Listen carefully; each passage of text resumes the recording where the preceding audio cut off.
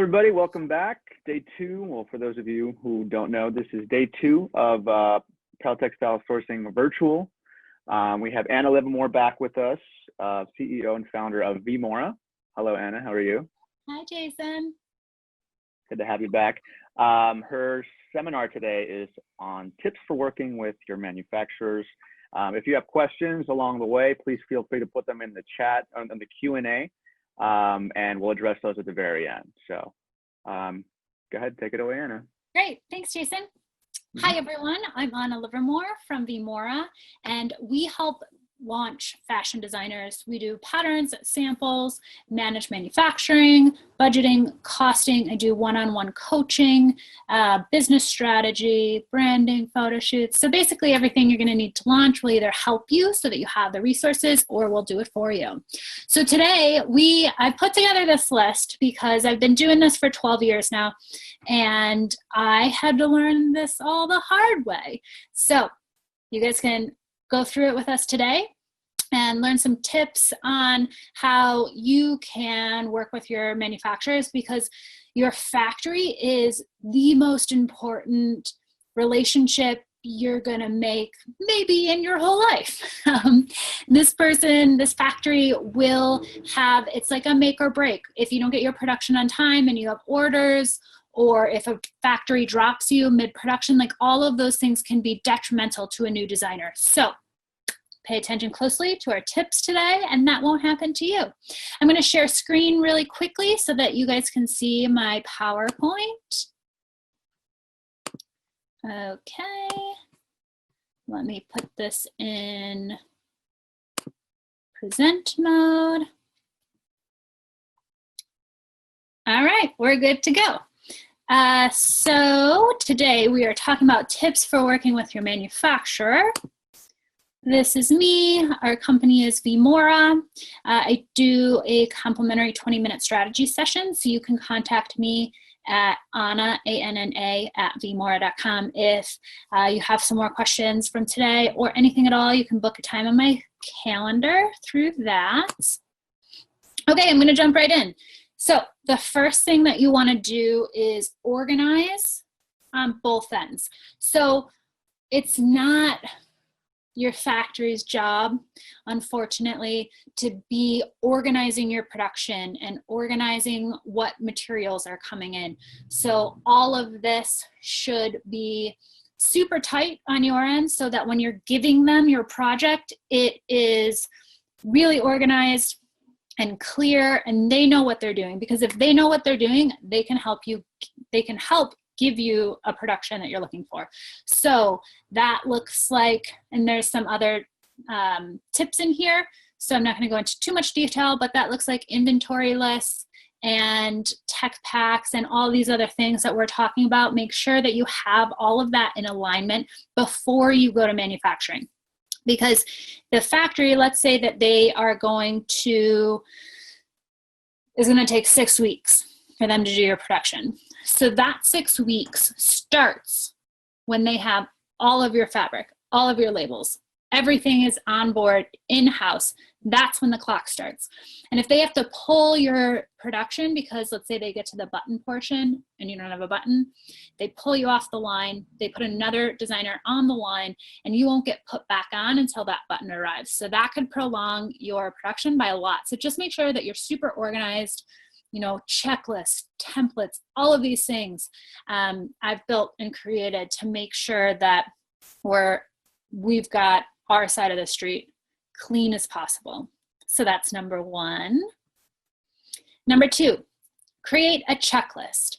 Make sure the manufacturer has everything needed to succeed in meeting a deadline. So what that can look like is your BOM, which stands for Bill of Materials, but that's every single thing that goes into every single style in every single size. And before you go to the factory to start your production, you can go back to this checklist, because it's easy to forget, leave your house without the labels, or forget to order enough buttons. So you just want to create this checklist. Again, I'm like pretty OCD, a little OCD, whatever. OCD. I like checklists. It'll just help you stay organized so that you don't forget anything, so that you've got everything on your end, so that the factory can start production and finish it all the way through. Manufacturing quotes, number 3. So you want to talk to your factory, obviously, about how much it's going to cost to do your production, your patterns, your samples, if they're going to do a top of production, if they're going to do your size check run. So have all of these prepared, have them written down. We have a quote sheet that we use, and if we can get the factory to write it in their own handwriting, that's helpful, because a lot of factories won't sign contracts. They get afraid of like a really thick contract. But if you can get them to write the production prices in their handwriting, and it's not that they're trying to rip you off. Sometimes they forget what they quoted, or maybe it was more difficult than originally they had thought. But they should talk to you about any price change prior to you picking up in the production. And when you're quoting in the very beginning, you can get 3 to 5 quotes from different manufacturers and see what their pricing comes back in. You want to keep in mind that the lowest quote isn't necessarily the best quote. That could mean that they're unfamiliar with your product. That could mean that they're slow on work. So it doesn't necessarily mean they're the best, and that's the same for the highest price. That doesn't mean you're going to get the best quality, but maybe they're very busy right now, or maybe they whatever you're asking them to do isn't in their wheelhouse, and they know it's going to be more difficult for them to train their staff in order to give you a production that you need. So things like that. Most quotes, surprisingly enough, come within a few dollars of each other. Even, going to different factories, different parts of the country, they're usually pretty spot on. So you'll want to be aware if something's coming in really high or really low, that it's not necessarily the best or means that it's better. Purchase orders. So make sure that you have all of your purchase orders. So when you go, it's called a PO, obviously, but when you go to the factory, write this all out. What are you ordering from them? I don't care if it's samples or your size check run. Obviously, if your production will need a PO, but you want to clearly state out the colorway, the style number, the colorways, and the sizes that you're ordering, the total that they quoted you, and the total that you'll owe them. So make sure that this purchase order is created by you. Again, this isn't something that the factory creates for you, so you want to have control of your POs. So knowing that this is your responsibility, check it twice, and then when you go to pick up, bring that PO, and you'll have to do an inventory check and count all the garments in the different sizes, preferably before that merchandise leaves the factory, because it can be more difficult. They can say, we did that, shipment got lost in FedEx. You ideally want to check this prior to your inventory leaving the factory. So purchase orders, packaging plans. Again, if it's up to your factory, a lot of them will just put all of your stuff maybe in a garbage bag, into a box, and it goes out. So if you're needing any sort of special packaging or folding or poly bags or stickers or tissue paper, that again is your responsibility to make sure that the factory knows that ahead of time, because sometimes they will charge extra for doing that packaging. So you want to talk about that with them before. What's their standard way of shipping? How do they package the goods when they're done? But you'll want to think about this prior to, showing up at the factory ready for your garments to go, and they're all in a pile in a bin. So think about your packaging plan and discuss that with your factory, whether you're going to do it. Sometimes it'll save money if you're doing a smaller run to do it on your own or have an intern do it, but you'll want to think about this before working with your factory. Inventory list. This one is my favorite. So again, your responsibility to keep track of your fabric, how much is at the factory, what you've used, how much is going to be left, because they just, in my experience, they don't do it very well. Factories, and for the most part, they want to cut and they want to sew, and that's it. Because I guess that's all you're paying them for, is the cutting and the sewing. All the other packaging, things like that, would be additional work for them. So if you can be super organized and have all your work done, inventory list is one of them. And I'll give you guys an example why we made this a priority very early on. We had a factory, we really liked working with them, and we called them looking for a roll of this blue fabric, and they're like, we don't have it. We don't have it. Shipping showed that it went there. Actually, I don't know if we had tracking. Anyways, we knew it was there. So the solution was, my staff and I went and dug all around the floor, looked everywhere in that factory, and we found the blue fabric. Moving forward, we have everything tracked. We have signatures of tracking. So instead of them saying, I don't have it, we can say, actually, it looks like your wife signed for it at 3:00 on Tuesday. So if you don't have it or you've lost it, we'll need you to replace that fabric. It costs $500. Guess what? They always find the fabric. So keeping an inventory list, that goes for if you're sending them 1,000 buttons and you're only going to use 250, you want to let them know that you're on top of that. So say I'm sending you 1,000 buttons, I'll expect 750 done or back when you're done.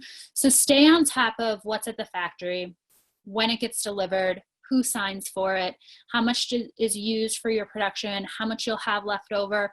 All of that you'll want to be super organized, and creating an inventory list is one of them. Probably said organized like 500 times already, but it's really important. Perfect tech packs. All right, a tech pack, for those of you that might not know, is a blueprint that has all the information on your style in one place. This works as your contract. So when you're going to a factory, I've heard so many times, they're like, we don't need a tech pack. Don't worry about it. It'll cost you extra money to get a tech pack. What they're actually saying is, then we have nothing in writing that holds us to what you want. If you give them a tech pack, this is you saying, I want red thread on my white garments, and I want the screen print to be 3 inches down from the shoulder on the left. And my specs are this much, and my tolerance for the specs are this much. So you're giving them the requirements of what's acceptable for your production. So tech packs are really important. Make sure that they're perfect. Make sure that everything is explained in there, from where your labels get sewn in to how long the hem is, your spec measurements, your different sizes, how much the measurements in the different sizes are. All of this should be included, and that will help ensure your production comes back the way that you want it. All right, so through 7 already. Number 8, this goes hand in hand with this tech pack. So the tech pack you have, and then you have a perfect sew by sample. This is really important, just as much as the tech pack, because this is the visual of what that tech pack explains in writing. And when if you go in for your production, your perfect sample should be hanging so all the sewers can take a look and see and look inside and make sure what they're doing matches that sample. And this is like a common step that designers want to skip, because samples are expensive, and you're like, oh, well, yeah, they didn't use the right thread on the sample, but I'll just make a note of it for the factory so that they'll do it differently. The production will come back with that thread, and we want to avoid that. So it's worth it to take these steps in the beginning that can cost more money, but protect you from having a whole production of thousands of dollars that's done improperly. I also like to share a story in working with an offshore factory. There was this didn't happen to me, but a client that I knew, they put Post-its on the hem of the pants to say, please raise 2 inches. And all the production came back. They rewrote, please raise 2 inches in English, and pinned it to the entire production. Didn't raise the hem 2 inches. So they will, offshore especially, will take exactly what you send them and copy it exactly. And I also have heard a story that a sample had a cigarette burn in the sleeve, and the production came back with cigarette holes in the sleeve. So working offshore is really important, because they're taught to just exactly match what you've sent. So the tech pack and the perfect sample are really important for offshore, but they're also important for domestic as well, because that's the number one way that you're going to get production back that's perfect the way you want it. All right. So a production check-in. I always say this, but you wouldn't drop off your child at kindergarten and pick them up at high school graduation and expect for them to have grown up properly.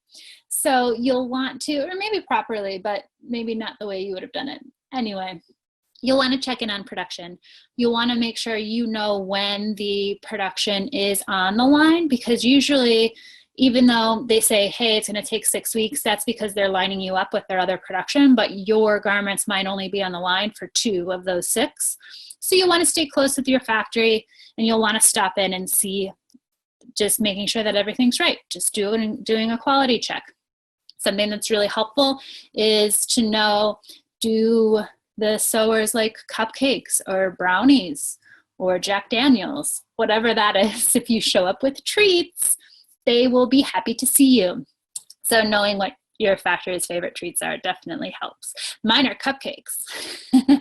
And I once said that and had someone stop by my office with cupcakes, and I was like, you're in, what do you need? So yeah, it's really helpful to just stop in with your production. If you're doing it offshore, that can be a problem because you might not be flying to China or India, although I would recommend it if you're working with a factory. But hiring somebody that's a third party to go in and see your production on the ground that works for you and not the factory is helpful. And you can find liaisons and people that will do that for you. Another time when you're working offshore or domestically, you definitely want to have someone there to go through your inventory, quality check, count it before it leaves the factory floor. Because if there's anything missing or if there's anything that needs to be redone, you want to catch it then, not when it gets, shipped to your fulfillment center or your house. It's a lot harder to negotiate that at that point. So production check-ins. And now I want to tell you about what we're doing. We're running a promotion. I do one-on-one coaching with my coaching clients, and I love them and I adore them. And it's been really great to be working with them in today's environment to, give them examples of people that are launching successfully and how they did it, and making sure that we take that system and implement it into your company. And we do 4 calls. I have 12 calls that you can pick from, although we can customize it if you're going through something that's specific to your company. But 4 calls, we keep them, these are the templates. This is what we'll cover. So we have topics, and then anything that keeps you up at night. I want to cover that so you can sleep when we're done working with each other. But I want you to be able to walk away with this 1 month with everything you need to implement for your company for the next 3 to 6 months, giving you resources, all those templates, all my OCD head stuff is yours. So you can just use that. But yeah, we're doing it for $1,200 a month instead of $2,000. I'd love to work with more designers. It's my favorite thing about the job is working one-on-one with you guys and seeing your success story. So if you are interested in that, you can contact us at vmora@vmora.com. All right, number 10, my favorite one, be nice. So this stands for notice details, inspecting work, communications, and expectations clearly expressed, but also literally means be nice. You might be surprised to know that it's a very small industry. And all of the factories, if something goes wrong, those factories do talk to each other. And you'll want to handle yourself with grace through all situations, because things do go wrong sometimes.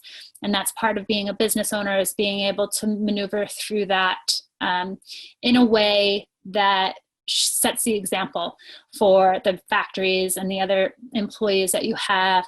But I know for me personally, that's a big thing that I do is just manage the relationships and really hold these close, because whether this factory maybe not be your factory for life, they might be able to recommend someone that can help you when you outgrow them. Or if you know, a factory isn't your right fit, or a fabric vendor or anyone isn't your right fit, if you maintain a relationship with them, they might be in the future, or they might be able to give you a suggestion of someone else to work with. So it's really, really important to be mindful of all of your relationships, and that goes for other designers too. You guys are all in the same boat. You're all doing the same things, and a lot of you are scared, you know, and I just know that because with working with my own coaching clients and starting my own company, there's a lot of fear around, like, am I going to be able to do this? Can I do this? What if this happens? And sometimes we overshadow that with an attitude or an ego. And if we can just be authentic and talk to people, people connect to that and are willing to help each other out now more than ever. With COVID, people, competitors, everyone, we're all working together so that we can pull through this together. And we want you to be a part of that. So that is today's topic, tips for working with your manufacturers. Now you're ready to work with your factories and everything's going to be good. So I will turn off the screen sharing and we'll see if you guys have any Q&As. Jason, I think you can see the Q&As through Anonymous. Could you go into more detail about handling situations that go wrong? Yeah. So a lot can go wrong. And I'm sure you're experiencing this. If your factory, let's say, and that's why having this strong relationship with them is so important, because your factory, they want you to be successful. If you're successful and you can go out and sell and you can bring them a larger production run, that's great for everyone. So that is their goal. They don't want to give you a horrible production that you can't sell because they'll never see you again. So knowing that and trusting that to begin with helps. Every factory that we work with, they want to see every client grow. When you guys are doing smaller productions, the factory isn't really making that much money off of you. They're investing in your future. It's kind of like taking an investor of saying, I believe that in the future, you're going to have larger production runs and we're all going to be profitable. So yes, I'll work with you in the beginning when you have these smaller minimums and we're not making that much money. So yes, something goes wrong. Ideally, you want to work with your factory of finding a way that they can fix it. Is there a way that they can maybe it's the collar. Can they take the collar off and put a new collar on? Is it easier for them to start over? But that's why normal terms of a production or a sample or anything at all is 50% to start and 50% to ship it out. So 50% when they're done. That's why I was saying you want to have someone in the factory before it ships out, because you can catch that then and then talk to them about how to fix it. And if it's something that they didn't follow in your tech pack or from your perfect sample, then it's their responsibility to fix that because you gave them what they needed in order to give you a production that was perfect. Now, if it's something that you didn't specify in your tech pack or in your sample, you might need to pay them to fix it because you weren't clear. So that's why being as clear as possible will help when things go wrong. But really it's about relationships and maintaining that relationship and really figuring out how you can make it work, you know, and realize, take it from the other side of view of like, they do want this to work for you. So they didn't do this maliciously, and to figure out a way that there's a solution. Can you speak to your experience with on-demand manufacturing? Yeah, absolutely. So there's technology has come a long way with manufacturing. There are facilities that you can have your product online. They can order, and then that factory can cut and sew that garment within 3 days and ship. Now, with that, you'll need an extremely detailed tech pack, because what they're doing is it's all AI, so it's all computer computer, whatever.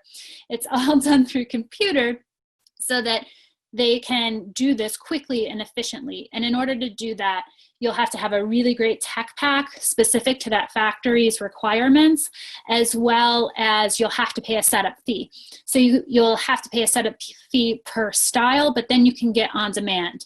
So you'll want to see like go through your budget and see if it makes sense to do this on demand with this setup fee, or just because sometimes that setup fee can be $1,000 to $1,500 from what I've seen. And with that $1,000, sometimes you can get 50 garments and go ahead and sell it and get a reaction and see what's best selling before you move into on demand. So yes, that would be my answer for that. Let's see, do I have answered? I think I answered all the questions on the Zoom. Do you have any questions on the app through? I think we have some on the chat here. So that was 2 there. And then I know this might be really hard, but any estimate for production costs for as simple silk blouse produced in small quantities, proceeded in the US? Does it have buttons? Is it a button up? Or is it like, if it's a button up, I'd say $24 to $30 and a small minimum. If it's just like a regular top that doesn't have any buttons, I would say 16 to 18. That's what I would guess. Okay, I think we have one more here. How to begin work with a manufacturer for someone who is just starting in the field. In which format should tech packs be provided? Is there a standard? So there's not necessarily a standard tech pack, but there are standard requirements at Vmora. You know, if you were thinking about doing that coaching, that's something that we talk about, and I give you the template and show you how to do your own tech packs. But sometimes factories require their own tech packs, especially if you're working with on demand. But yeah, you can contact us about a strategy session, and we sell our templates, and I can also teach you and help you to be able to do your own. You're welcome, Alana. I can see the chat now. Great. Anyone Do else we have have any more questions? You can try and stump me. I love it. No one? I think we got one more here. Okay. Is there any advice to get products into retail stores? Again, I'm gonna lean on relationships here.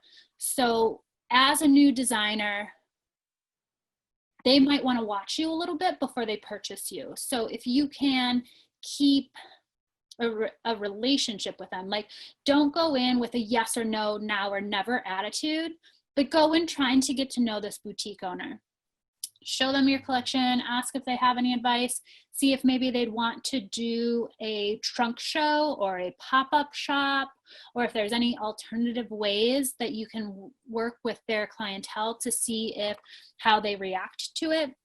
But yeah, it's again, maintaining the relationship. Building a list that's nationwide, 100 stores, calling them, sending them something in the mail, a postcard, snail mail is, they get in their hands, they get to hold it. So that's really great. And calling them, emailing them a line sheet. The important part, have you ever met a salesperson? They're pushy. Jason, do you know any salespeople? Quite a few. Yeah, so they're a little bit pushy. But that's because they're selling something. So I see that it's really hard for designers to have that little bit of push, but you need it. You know, they're getting a lot of designers reaching out to them. And if you can, I remember specifically when I was a buyer, a designer would call me and say, hey, I sent you an email with a line sheet. Did you get a chance to take a look? And I was like, no. And she called like every day that week until I opened up that email. And I was like, oh, you know what? This is actually cute. I'm going to go ahead and buy some. And I never really got offended by the salespeople that contacted me because that's their job. So as a new designer, it's hard to kind of get over that, but maintaining relationships and then picking out your VIP, your dream clients, and writing them a letter telling them how amazing they are. Don't tell them how amazing you are and why they should want you, or why you know that they're gonna. Buyers don't like to be told what to do. Like, they don't want to be like, I'm going to be perfect in your store. And they're like, you don't know my store. So trying to flip the script a little bit and write why you'd love and be honored to be in their store, and what other designers they carry that you think that you'd be comparable to. And really writing this letter, maybe sending them a little care package, something branded and cute that can be, well, right now it can be a mask, but sending them something in the mail, and that can be on your top 5, because they will remember you. So it's all about getting people to remember you and see you. And a lot of times that's 3 times. They've got to see your brand 3 times before it like really registers. So keep that in mind when you're reaching out and contacting them. But pop-up shops, consignment, trunk shows, all of these are alternative ways to get into stores. And I don't recommend trade shows for new designers because they're really expensive. The booth is going to be upwards to $4,000 plus travel, plus hotel.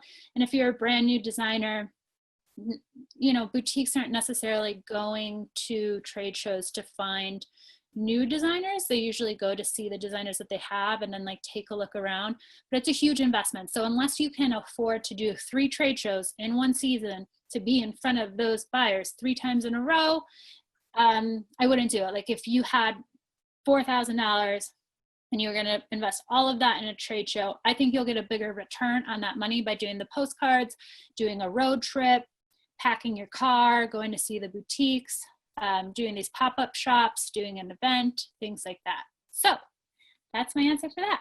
That was a great answer. We did have one more come in. Okay. Do you know a general minimum inventory levels for brands like Nordstrom's or Macy's when pitching a product? So Nordstrom's or Macy's will pre-order from you. They're not going to order off of the inventory that you already have. So when you're talking to them, it'll be 6 months in advance. So they right now have already bought all of their fall. The fall window has closed, I think, as of April. So they buy 6 months in advance off of a line sheet and samples.